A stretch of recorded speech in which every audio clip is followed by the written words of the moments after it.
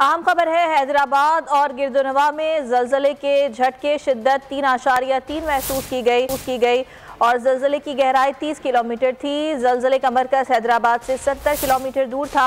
आपको आगाह कर रहे हैं हैदराबाद और गिरदुनवा के झटके महसूस किए गए हैं और ये बताया जा रहा है कि इनकी शिद्दत 3.3 महसूस की गई है। जलजले की गहराई 30 किलोमीटर थी, जबकि जलजले का मरकज हैदराबाद से 70 किलोमीटर दूर बताया जा रहा है। हैदराबाद और गिरदुनवा में जलजले के झटके महसूस किए गए हैं।